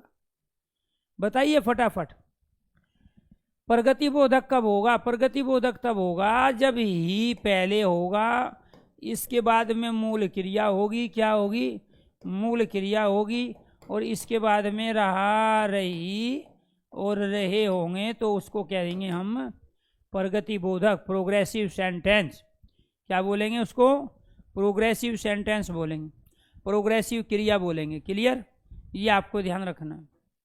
चलो नेक्स्ट क्वेश्चन देखो। आरंभ बोधक पक्ष किस वाक्य में? जहाँ कार्य का आरंभ हुआ किसमें है? ये रहा, कुछ भी नहीं करना था। चूका, चूके, चूके, जहाँ नरेश अपना काम शुरू कर चुका है। ठीक है, हाँ ही निपात है, ये आपको ध्यान रखना है। अविकारी शब्दों के अंतर्गत आता है। तो राइट आंसर क्या हुआ? अब 7 का बी कैसे हो जाएगा यार? एक से एक बुद्धू पड़ा है यार। ठीक है, वो क्या पूछ रहा है? आरंभ पूछ रहा है। आरंभ कहाँ होगा? चूका, चूकी, चूके में। चूका, चूकी कहाँ लगा हुआ है प्यारे बच्चों? हाँ सॉरी, हाँ इसी है, मरीज चलने लगा, ये हुआ ना यहाँ पे। वो मैं वहाँ पढ़ कुछ रहा हूँ, लिख रहा हूँ। राइट आंसर बी हुआ, मरीज चलने लगा, कार्य आरंभ हो गया। हाँ तो नहीं, ए नहीं होगा, 7वें का बी होगा। आरंभ पूछ रहा है, लगा तो यहाँ पे है ना, चूके की बात नहीं थी, लगा, लगी, लगे की बात थी। लगा, लगी और लगे। ठीक है, ये आपको ध्यान रखना है। तो राइट आंसर क्या है? 7वें का बी, मरीज चलने लगा। इसका मतलब क्या हुआ? आरंभ हो गया, कार्य शुरू हो गया। तो ऐसा जो कार्य रुका हुआ हो, वो जो कार्य अभी शुरू ही नहीं हुआ हो, तो आपको ये ध्यान रखना है, जब वो स्टार्ट होता है उसको हम आरंभ बोलेंगे। और जो पहले से ही चलता आ रहा है उसको उसमें आरंभ थोड़े ही बोलेंगे। ये तो पहले हुआ करता था, लेकिन आज किसी कारणवश रुक गया है।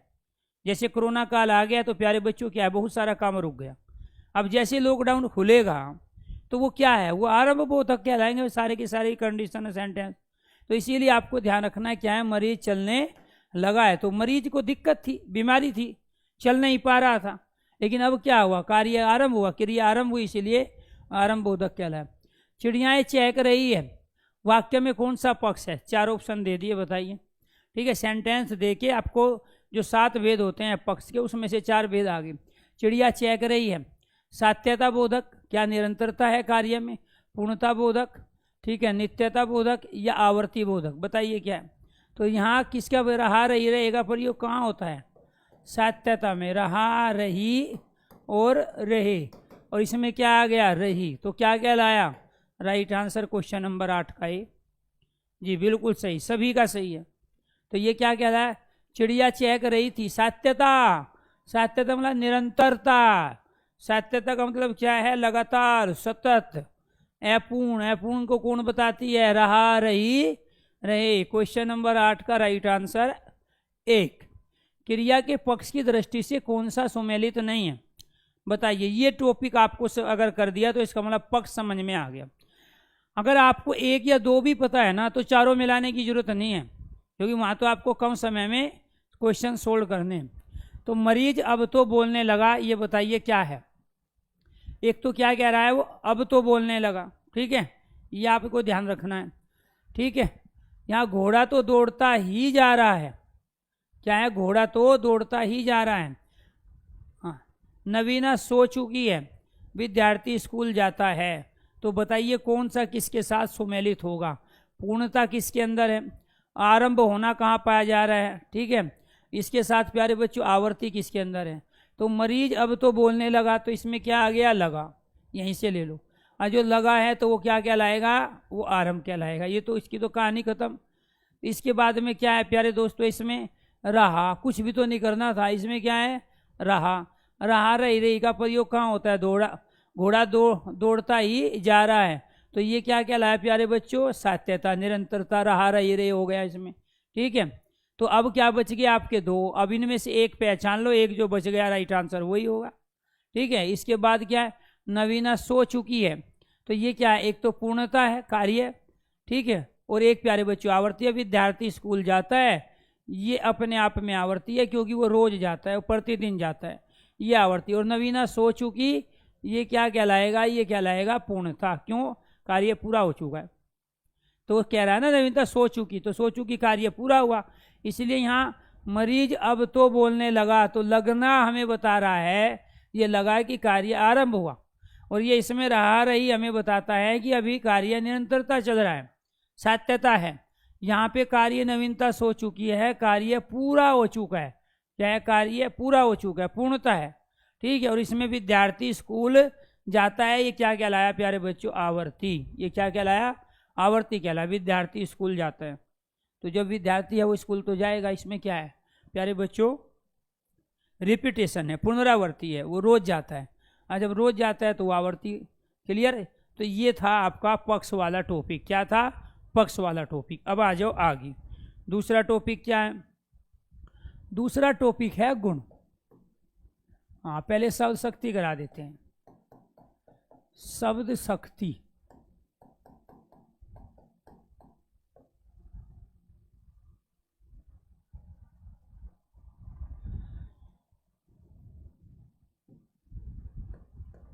जब कोई शब्द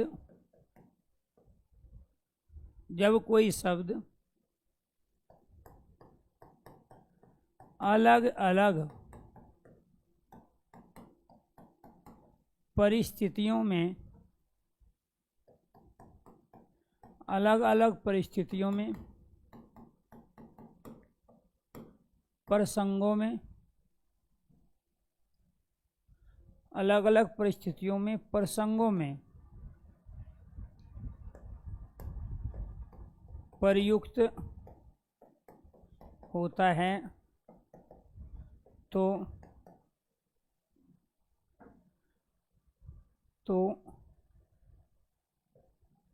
वह शब्द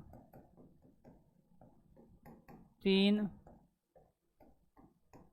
भिन्न भिन्न अर्थ, 3 भिन्न भिन्न अर्थ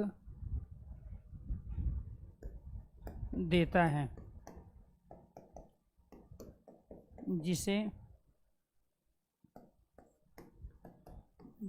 शब्द शक्ति कहते हैं, जिसे शब्द शक्ति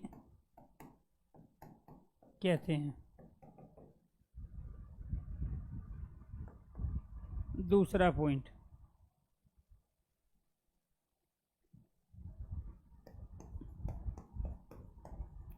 किसी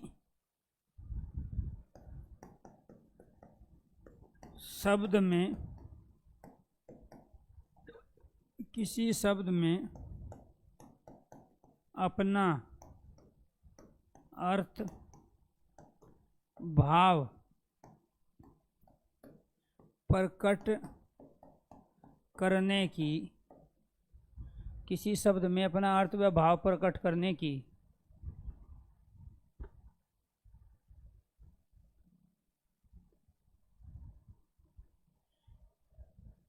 किसी शब्द को अपना अर्थ भाव प्रकट करने की जो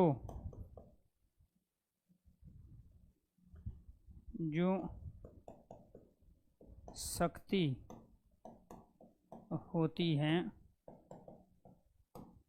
वह तीन प्रकार की है।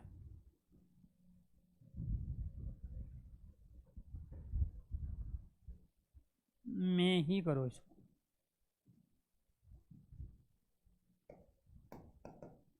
चलो जी, वे तीन प्रकार की हैं। एक तो कहलाती हैं अभिधा, शब्द शक्ति।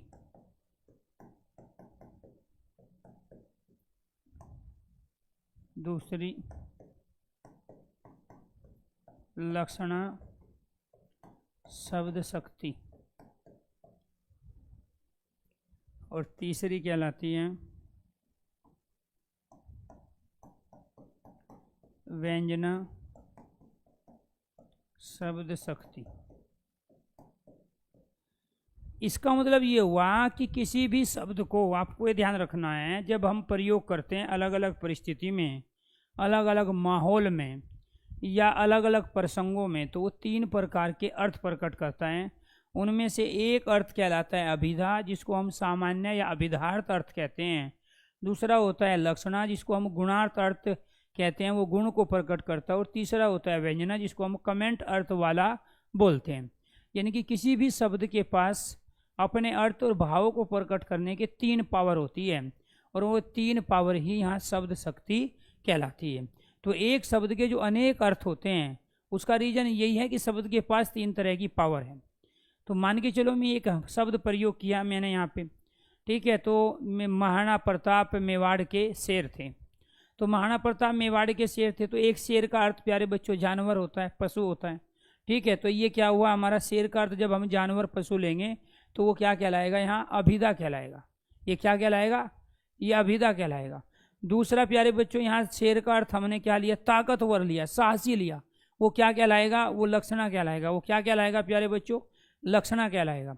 इसके साथ तीसरा जो है आपको ये ध्यान रखना है, जो हमने जंगल का राजा लिया, जो प्यारे बच्चों पशु पक्षी का जो राजा लिया, वो क्या कहलाया, वो व्यंजना कहलाया। यानी कि शेर शब्द का प्रयोग हम तीन अलग अलग प्रसंगों में, तीन अलग अलग परिस्थितियों में कर सकते हैं, और उसी के अनुसार वहाँ उसका अर्थ भी ग्रहण करते हैं। अब महाराणा प्रताप जानवर तो था नहीं, तो इसलिए महाराणा प्रताप मेवाड़ के शेर थे, तो वहाँ उस शेर का जो प्रयोग किया हमने, वो लक्षणा शब्द शक्ति के रूप में किया। किसमें किया, लक्षणा शब्द शक्ति के रूप में किया। और जब हम उससे जंगल का राजा लेते हैं शेर, तो वो क्या कहलाता है, वो व्यंजना कहलाता है। और जब हम शेर का मतलब सामान्य पशु या जानवर लेते हैं कि शेर एक पशु है, जानवर है, तो इसीलिए प्यारे बच्चों को क्या कहलाया, अभिधा। इसलिए एक ही शब्द का अलग अलग संदर्भों में प्रयोग जो हम करते हैं, उससे अलग अलग अर्थ लेते हैं, उसको कहते हैं शब्द शक्ति। जब कोई शब्द अलग अलग परिस्थिति प्रसंगों में प्रयुक्त होता है तो वह शब्द तीन भिन्न भिन्न अर्थ देता है, जिससे शब्द शक्ति कहते हैं। किसी शब्द में अपना अर्थ भाव प्रकट करने की जो शक्ति होती है वह तीन प्रकार की होती है। एक अभिधा, दूसरी लक्षणा, और तीसरी क्या कहलाती है, व्यंजना कहलाती है। तीसरी क्या कहलाएगी, व्यंजना कहलाएगी। इसके बाद पहली क्या है, शब्द शक्ति के भेद। शब्द शक्ति के भेद कितने होते हैं, तीन। पहला है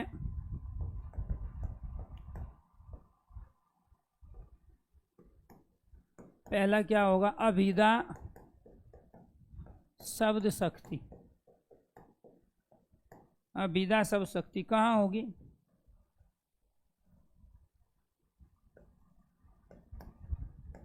इसमें शब्द का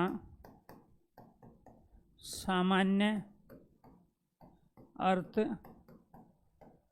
ग्रहण किया जाता है, ग्रहण किया जाता है। अतः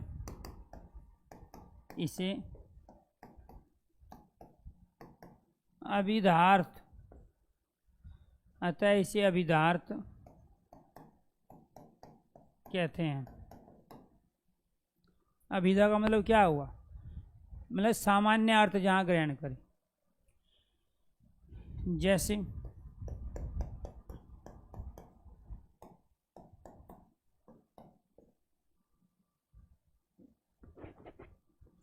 मोहन एक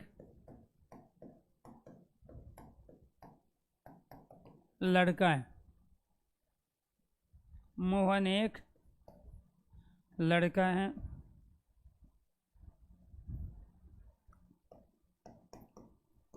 मोहन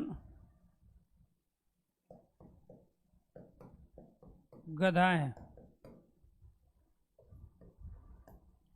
यह मोहन है मोहन, यह मोहन है मोहन। ये क्या कहलाएगा प्यारे दोस्तों, इसमें ये कहलाया हमारा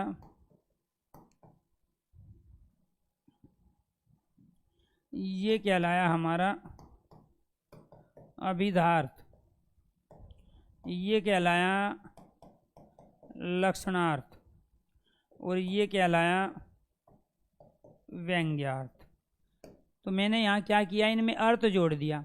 अभिधा में, लक्षण में और व्यंजना में क्या जोड़ दिया, अर्थ जोड़ दिया। तो ये क्या कहलाया।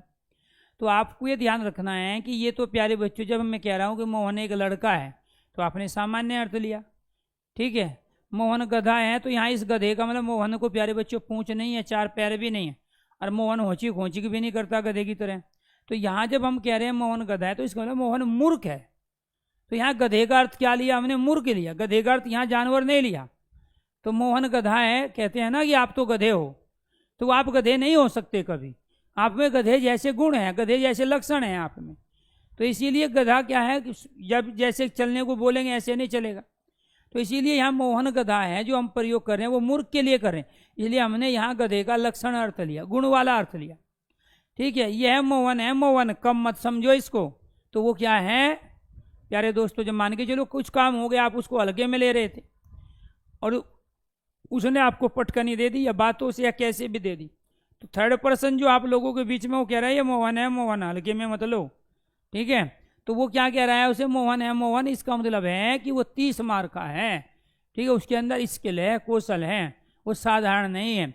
इसीलिए प्यारे दोस्तों क्या किया, व्यंजना, वो व्यंग हुआ, कमेंट हुआ, ठीक है। तो आपको ये ध्यान रखना है, जब कहते हैं ना मैं यादव हूँ यादव, तो यादव एक तो गोत्र हुआ, ठीक है। मैं जाट हूँ जाट, मैं गुज्जर हूँ गुज्जर, तो कहने का मतलब ये है कि गुज्जर जाट, ये वो व्यंग थर्ड पर्सन में ले गया। मैं ब्राह्मण हूँ मिश्रा हूँ, ठीक है। जब तो वो मिश्रा स्वाभाविक बात है, सबको पता है ब्राह्मण जाति का है, लेकिन जब वो कह रहा है कि वे ब्राह्मण है, मैं गलत बर्दाश्त नहीं करता, तो जब उस सेंस में हम प्रयोग करते हैं तो वो क्या कहलाया, वो व्यंग्यार्थ कहलाया। तो इसीलिए प्यारे दोस्तों, जब हम शब्द को घुमा फिरा के प्रयोग करते हैं, सीधे सीधे सामान्य अर्थ में प्रयोग ना करें, उसी को व्यंजना कहते हैं, उसी को कमेंट कहते हैं। कॉमेडी नाइट विद कपिल एक शो आता है, उसमें कपिल शर्मा ज़्यादातर इस व्यंग्यार्थ का ही प्रयोग करता है, इसलिए लोग हंसते हैं।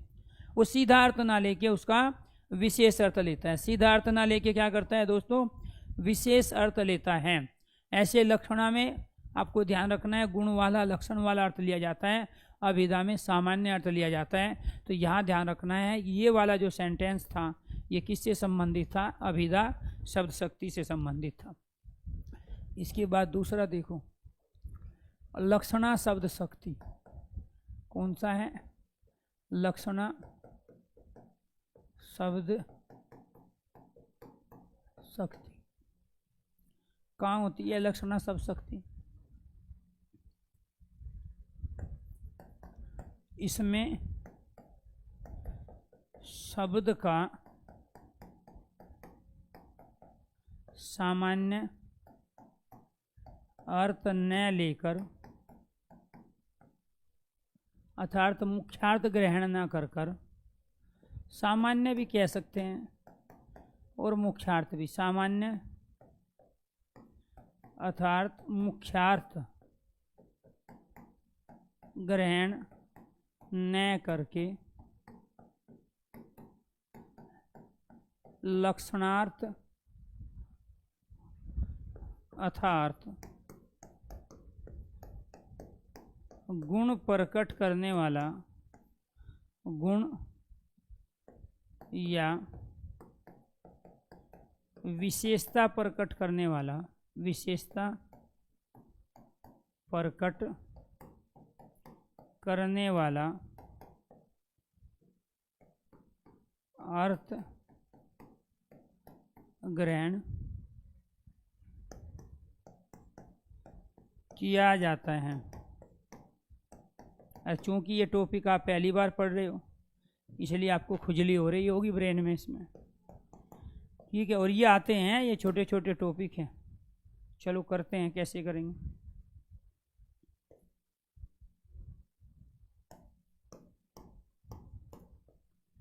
मुझे एक रोटी दे दो।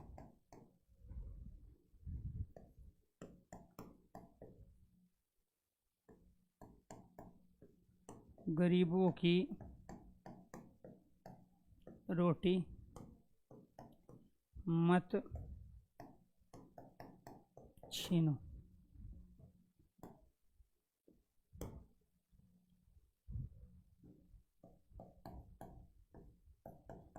गरीबों के पेट पर लात मत मारो। चलो जी बताओ, इनसे क्या समझते हो आप? जितने भी मुहावरे हैं ना, ये सारे के सारे लक्षणा के उदाहरण हैं। किसके उदाहरण है? लक्षणा के। आँखों का तारा, क्या लोगे अर्थ? अत्यंत प्यारा। वहाँ आँख से और स्टार से कोई मतलब नहीं है, वहाँ आई का और स्टार का कोई मीनिंग ही नहीं। वो आँखों का तारा मतलब अत्यंत प्यारा। ईद का चांद होना, बहुत दिनों के बाद दिखाई देना, सारे लक्षणा के उदाहरण हैं। सामान्य कथन जितने भी होते हैं वो मुख्यार्थ के उदाहरण होते हैं, ये आपको ध्यान रखना है। यहाँ मुझे एक रोटी दे दो, तो ये जो रोटी जो शब्द है ना प्यारे दोस्तों, यहाँ तो ये रोटी का मतलब है यहाँ चपाती। क्या है? रोटी का मतलब यहाँ चपाती है। रोटी का मतलब यहाँ क्या है? भोजन सामग्री है। क्या है? भोजन सामग्री है। और जब भोजन सामग्री है तो ये क्या कहलाएगा? ये कहलाएगा अभिधार्थ। क्लियर?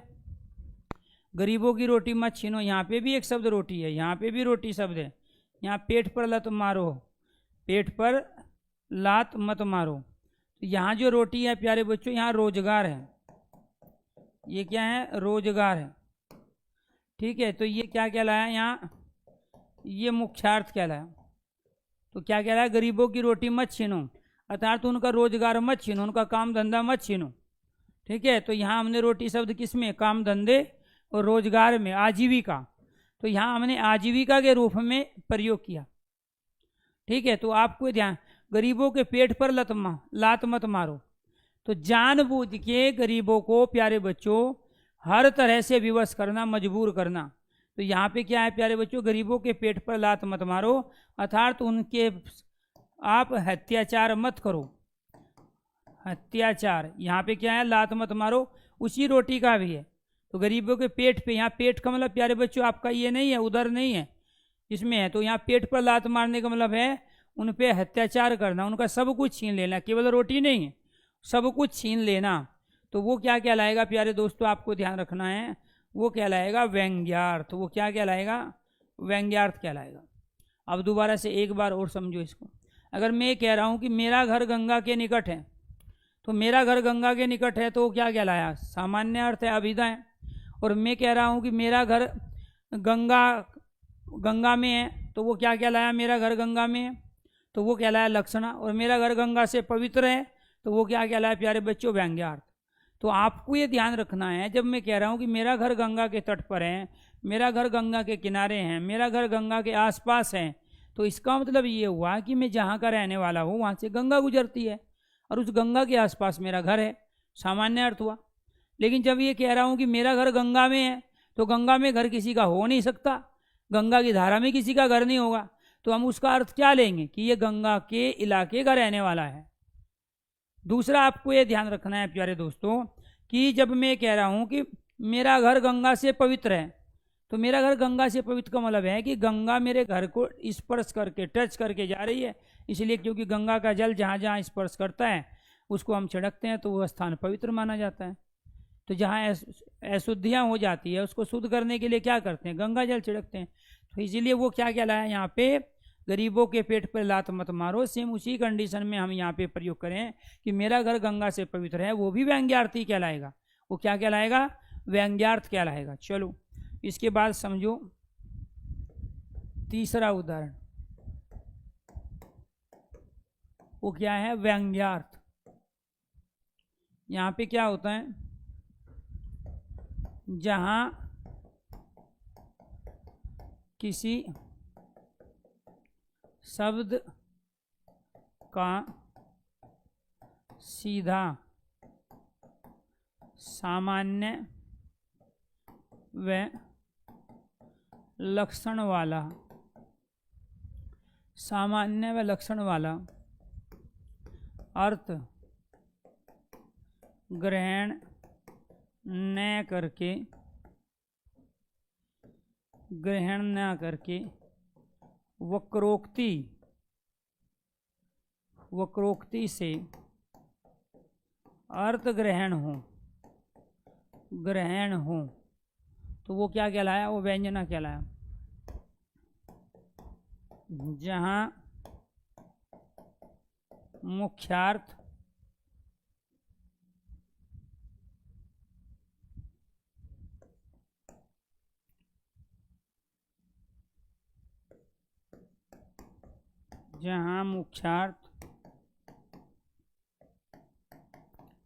लक्षणार्थ को छोड़कर शब्द व्यंग्यार्थ, व्यंग्यार्थ को प्रकट करे, व्यंग्यार्थ को प्रकट करे, उसे व्यंजना शब्द शक्ति, शब्द शक्ति कहते हैं।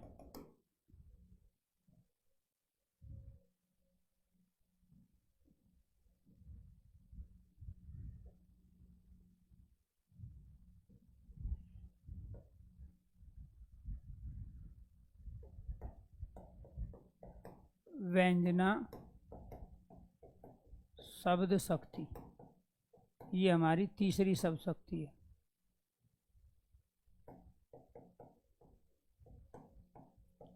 चलो जी सेंटेंस लेते हैं।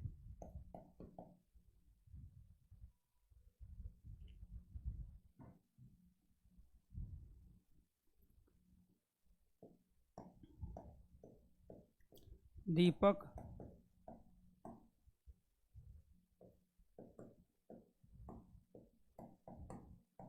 बुझ गया।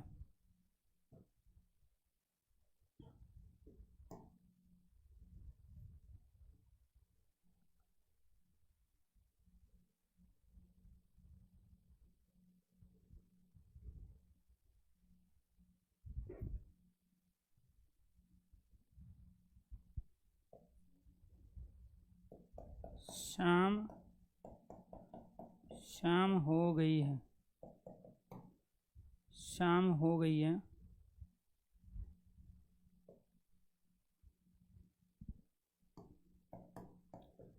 चार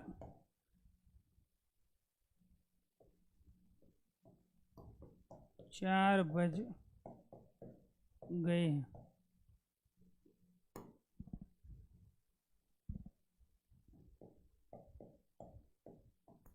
दीपक बुझ गया है। अब समझो इसको। अब यहाँ ये तीनों में प्रयोग होगा। एक तो जब शाम हो गई, कोई सास अगर अपनी बहू को कह रही है कि शाम हो गई, तो उसके लिए अर्थ क्या हुआ? उसके लिए अर्थ हुआ कि शाम हो गई लाइट जला लो, शाम हो गई खाना बना लो, और शाम हो गई भजन कीर्तन कर लो। तो आपको ये ध्यान रखना है, जब कोई खेत में काम कर रहा हो या गडरिया है, वो अगर इसका प्रयोग करेंगे शाम हो गई, तो इसका अर्थ क्या निकालेंगे? वो इस शाम का अर्थ निकालेंगे कि गांव में जाने का समय हो गया, घर वापिस लौटने का समय हो गया, ठीक है, पक्षियों का अपने घोंसले में नीड में जाने का समय हो गया।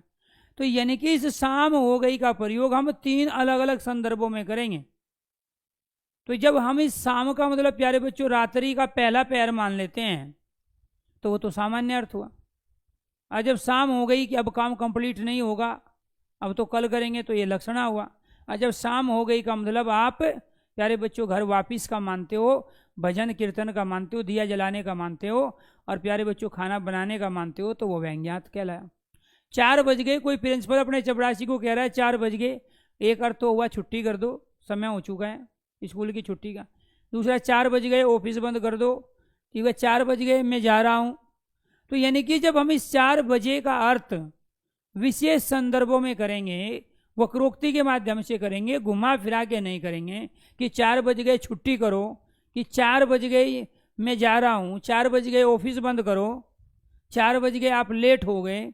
तो वहाँ जब हम अलग अलग संदर्भों में करेंगे तो वो क्या कहलाएगा? वो व्यंजना कहलाएगा। तो जब शब्द का सामान्य अर्थ 4 बज गए सीधे सीधे ना लेके और विशेष रूप से ना लेके घुमा फिरा के टेढ़े मेढ़े ढंग से प्रयोग करे, वो व्यंजना कहलाता है। दीपक बुझ गया, तो जिसके घर पे अकेला लड़का है कहते हैं इनके घर का दीपक बुझ गया, अगर वो चला गया तो, ठीक है। दीपक बुझ गया, हवा के झोंके से तो दिया जल रहा था वो बुझ गया, दिया जला लो, इसका भी अर्थ यही है, शाम हो गई दिया जला लो। तो यहाँ दीपक बुझ गए का जो हम अलग अलग संदर्भों में अर्थ ले रहे हैं कि इनके घर का चिराग बुझ गया, इनके घर का दीपक बुझ गया, या दीपक बुझ गया, समाज का दीपक बुझ गया किसी महान व्यक्ति के जाने पर, राष्ट्र का दीपक बुझ गया किसी महान व्यक्ति के जाने पर। तो जब इस दीपक का अर्थ शोक हुआ तो ये व्यंजना कहलाया। और जब इस दीपक का अर्थ प्यारे बच्चों रोशनी के लिए हुआ तो ये लक्षणा कहलाया। और जब इस दीपक का अर्थ दिया हुआ तो ये अभिधा कहलाया। तो जब दीपक का अर्थ हमने दिया लिया तो प्यारे दोस्तों ये दीपक क्या कहलाया? अभिधा कहलाया, अर्थात सामान्य अर्थ हमने लिया। और जब दीपक का अर्थ रोशनी के लिए लिया कि दीपक प्यारे बच्चों जो रोशनी थी, जो चमक थी, जो उम्मीद थी, वो समाप्त हो गई, तो वो लक्षणा कहलाया। तो इसीलिए जब कह रहे हैं किसी का दीपक बुझ गया, इकलौता किसी का लड़का अगर वो चला गया तो वो क्या कहलाया प्यारे दोस्तों? वो व्यंजना कहलाया। आज के लिए इतने ही। तो ये 3 प्रकार की सब शक्ति थी। इसके कुछ सेंटेंस और कल ले लेंगे और कल लेके फिर इन चीज़ों को और क्लियर कर लेंगे। और कल मैं चर्चा करूँगा सबसे पहले आपके सिलेबस पे कि आपने अब तक क्या क्या पढ़ा और आप आगे क्या क्या पढ़ोगे। धन्यवाद दोस्तों। सभी दोस्तों को नमस्कार। आप लोगों के लिए बता देते हैं, कई बार मैं नहीं बता पाता, ठीक है। यूट्यूब चैनल पे 6 बजे से 7 बजे मैं रोज़ लाइव होता हूँ। हिंदी भाई अरुण सर के नाम से टेलीग्राम का लिंक भी है। कई बच्चे बोल रहे थे सर जी मेरे कम से कम 12-13 बैच चलते हैं, 14-15 घंटे लगातार पढ़ा रहा हूँ। कई बार फिर भी टाइम निकाल के मैं देख लेता हूँ कि इसमें क्या क्या PDF है क्या नहीं है। आपको जो भी PDF चाहिए वो इस पर तो मिल ही रही है आपको जितने भी है, लेकिन बाई चांस आपकी जो नई वीडियो बनेगी, क्योंकि आपका तो सिलेबस पूरा हो जाएगा, ये पूरा होने के बाद इसमें न क्लास होगी, लेकिन आपको जो मैं बाद में मेहनत करके जो नए नोट्स तैयार कर रहा हूँ, जो बाद में जो बुक आएगी मेरी उसका आपको कैसे पता चलेगा, और जो मैं प्रैक्टिस करा रहा हूँ यूट्यूब पे वो इसीलिए है कि जब जब बैच कंप्लीट होता है उसके बाद आपके डाउट कहाँ पूछ लेंगे आप प्रैक्टिस कैसे करोगे उसके बाद अगर आपको प्यारे बच्चों रिवीजन करना है तो कैसे करोगे। तो उस उद्देश्य को पूरा करने के लिए जब तक ये लाइव चल रही है तो ये लोग कोई दिक्कत नहीं, सारी चीज़ यहाँ होगी, लेकिन जब बैच हो जाएगा कंप्लीट 1 सप्ताह के बाद में, तो तब आपको प्यारे दोस्तों उस जो टेलीग्राम चैनल है उससे जुड़ना पड़ेगा। और यूट्यूब पे जो 6 से 7 बजे मैं रोज़ 1 घंटे की जो क्लास ले रहा हूँ, जिसमें प्रैक्टिस करा रहा हूँ अलग अलग क्वेश्चनों की, आज उसमें जो क्वेश्चंस होंगे वो क्रिया के क्वेश्चंस होंगे। आज आपने ये पढ़ा पक्ष और वर्ती, अगर आपको प्रैक्टिस करनी है इसकी और अच्छे तरीके से तो आज प्यारे बच्चों 6 से 7 बजे आप ये ध्यान रखना है लाइव यूट्यूब पे आप हो। अगर आपके पास नेट नहीं बचता है तो बाद में सुन लेना, वो भी इसी का पार्ट है। हालांकि हमने नहीं कहा था कि हम आपको प्रैक्टिस भी कराएंगे 60 क्वेश्चन 60 मिनट में, ये भी है, लेकिन हम इसलिए दे रहे हैं क्योंकि जब उधर कर रहे हैं तो आप लोगों को भी फ़ायदा उसका होना चाहिए। तो वे सारी ऑलरेडी यूट्यूब पे पड़ी है। जब जब आपके पास नेट नहीं है, समय नहीं है, जब आप फ्री हो वहाँ से भी प्रैक्टिस करना है ताकि रिजल्ट और बेहतर आ सके। क्योंकि जब नौकरी लगती है उसमें जितने ज़्यादा नंबर होंगे उसके हिसाब से सीनियरिटी बनेगी। तो नौकरी तो आपकी लगनी तय है, लेकिन ज़्यादा नंबर ले आओगे तो आप पहले प्रमोशन पा जाओगे बाकी मुकाबले जो आपके साथ भर्ती होंगे। इसलिए अच्छी परफॉर्मेंस करने के लिए आपको अलग अलग फील्ड में प्यारे बच्चों महारत हासिल करके और कहीं ना कहीं आपको प्रैक्टिस का लेवल अपना बढ़ाना पड़ेगा। तो तमाम वे बच्चे जिन्होंने अब तक यूट्यूब चैनल और प्यारे बच्चों जो ये हैं टेलीग्राम का जो लिंक है वो अब तक आपस में एक दूसरे से शेयर नहीं किया, अब तक अभी वहाँ नहीं है, तो प्लीज़ आप वहाँ पे जुड़ने की कोशिश करो। धन्यवाद सभी दोस्तों को, नमस्कार।